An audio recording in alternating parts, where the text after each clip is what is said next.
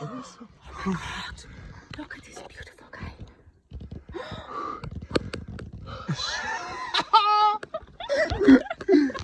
Can you light? Let's take this from the start. After I left central Kalahari, I barely made it out of the reserve running on fumes, but I made it to the nearest filling station. Fast forward on long straight tar roads. I treated myself to a night at the Kalahari Arms Hotel in Hansi, where they had a big pool in the garden area.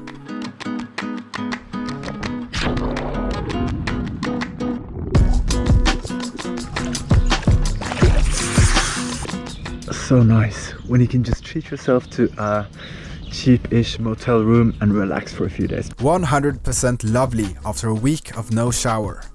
Fast forward again on even longer, straighter roads to Kang, then Hukunsi and the last refill of petrol.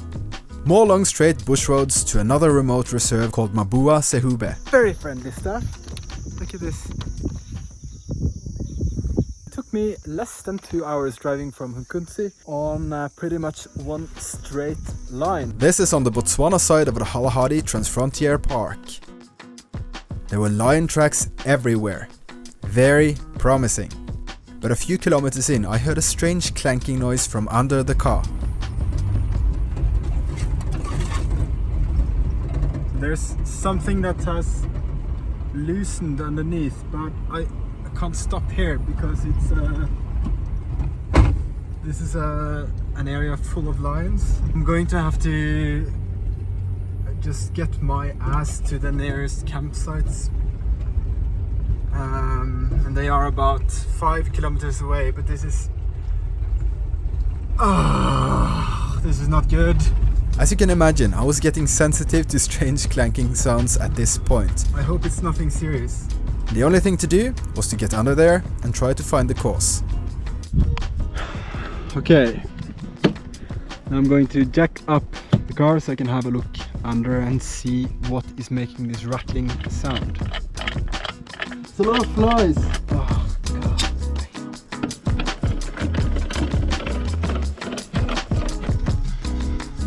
Exhaust thingy.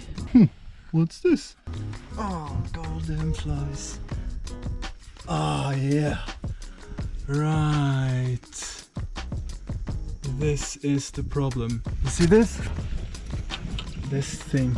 I found the problem. It is a bracket of sorts that the bolt has loosened completely, so that's not good. Luckily I have a few spare bolts in my toolbox. Let's see what we can do with some strips, duct tape, and of course figure out what that thing is for. With over 100 kilometers to the nearest village, it was nice to bush fix this myself. Lucky for me, it was nothing serious, and I could start exploring and look for lions. Mabua did not disappoint. On the first afternoon, I found a big male with his 2 girlfriends occupying my first campsite. For obvious reasons, I cannot set up camp because 1, 2, 3 lions. And I got portrait number 11. Happy with the catch. Actually very proud of this one. Talking about getting lions served for my photo project. Served right to me at my campsite. Fantastic. Yeah. With 4 weeks left in the bush, I could see myself getting at least 12 portraits and reaching my stretch goal. The minimum was 9 lion portraits, and I was at 11, going for 12. Mabuasehube, or just Mabua, is one of those places well worth a visit if you ever do a self-drive safari. It is remote and much less crowded than many of the other popular reserves like Moremi because of its remoteness. I can't decide if Central or Mabua is my favorite, but Mabua is definitely where I've had the closest lion encounters, and one night while camping with some friends, we had a lion sneaking into camp to see what was up. Look at this beautiful guy.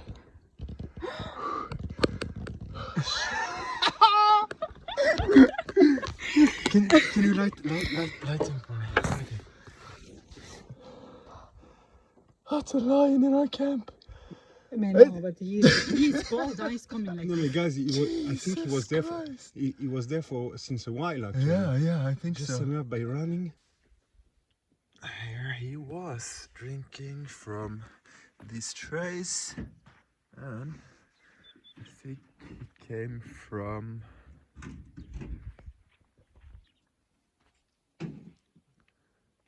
here. Yeah.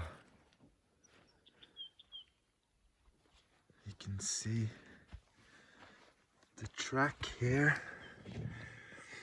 This is the back of the paw, and he was walking to drink there. That was crazy. That's where he lay down, and that's us.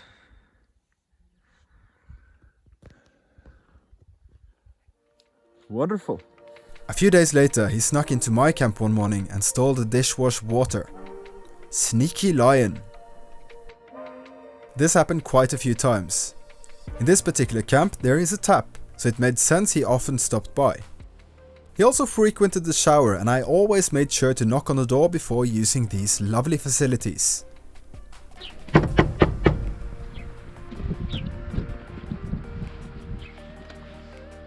One morning he really took me by surprise when I was out and about walking inside the camp. That definitely had an effect on my heart rate. Never a boring day in Mabua. I got some shots of this guy, but not sure if they would fit the portrait collection. Sunny days and the wrong angles doesn't make for the best photos. Good enough isn't good enough. Simple as that. But by all means, great memories from a fantastic lion experience. One lovely evening in Mabua, I had the most spectacular light and tried to do a time lapse.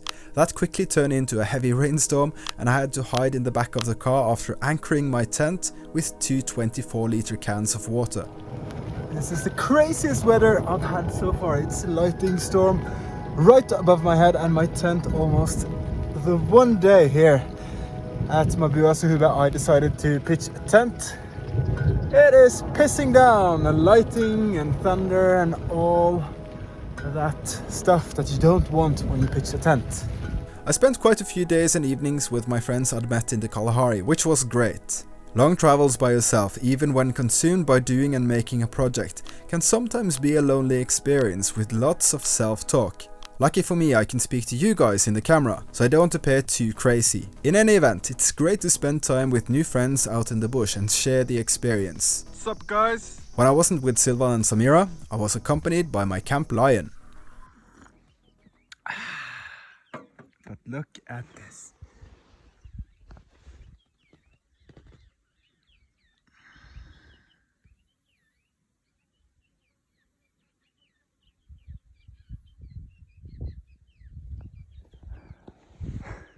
Fantastic. Fantastic! Because of the remoteness and an overwhelming amount of lion sightings, spending time with friends and having completed the project more or less, I managed to relax more and just enjoy staying in the present.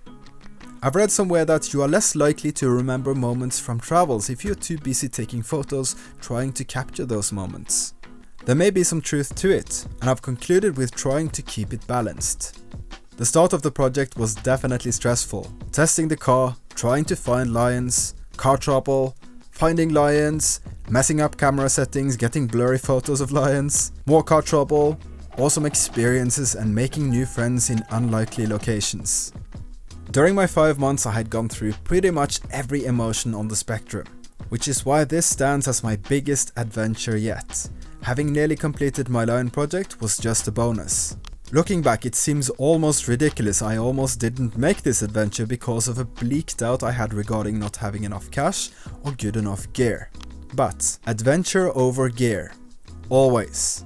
A good reminder to go for the things you want, if it is within reach. In the next episode, we drove the wilderness route through Kgalagadi to the South African side of the reserve, which was also the last stretch of my bush trip before driving the 1000 kilometers north back to Maun. And I hope to see you there in the next episode.